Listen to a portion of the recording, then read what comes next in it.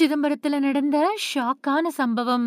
உல்லாசத்துக்கு வர மறுத்த இளம் பெண்ண கொலை பண்ண முதியவர் கைது.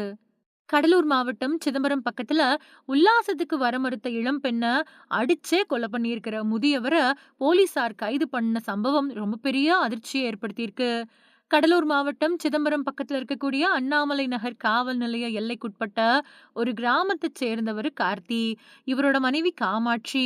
இவங்களுக்கும் இதே ஊரைச் சேர்ந்த மகேந்திரனுக்கும் பணம் கொடுக்கல் வாங்கல்ல பழக்கம் இருந்துட்டு வந்ததா தெரியுது. இத சாதகமா யூஸ் பண்ணிக்கிட்ட மகேந்திரன் ஒரு மாசத்துக்கு முன்னாடி அந்த பொண்ண காட்டுமன்னார் கோயிலுக்கு வர சொல்லிருக்காரு. அப்ப அந்த பொண்ண உல்லாசத்துக்கு கூப்பிட்டதா சொல்லப்படுது. இதனால ஆத்திரமடைஞ்ச காமாட்சி மகேந்திரன செருப்பால் அடிச்சு அத வீடியோவும் எடுத்திருக்காங்க.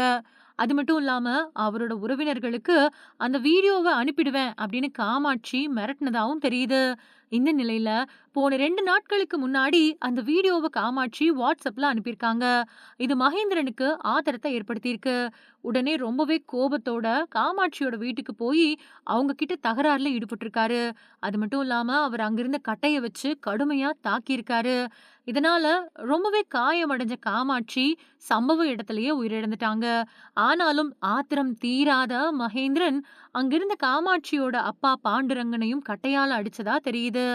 அதுல அவரு படுகாயம் அடைஞ்சிருக்காரு. உடனே அரசு மருத்துவமனையில சிகிச்சைக்காகவும் அனுமதிக்கப்பட்டிருக்காரு. இத பத்தி சிதம்பரம் அண்ணாமலை நகர் போலீஸுக்கு தகவல் தெரிவிக்கப்பட்டிருக்கு.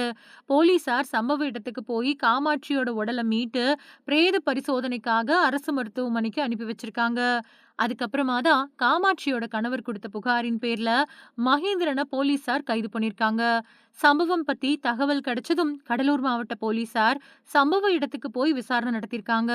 உல்லாசத்துக்கு வரமாட்டேன் அப்படின்னு மறுத்த அந்த பொண்ண முதியவர் கொலை செஞ்ச சம்பவம் அதிர்ச்சியை ஏற்படுத்தியிருக்கு.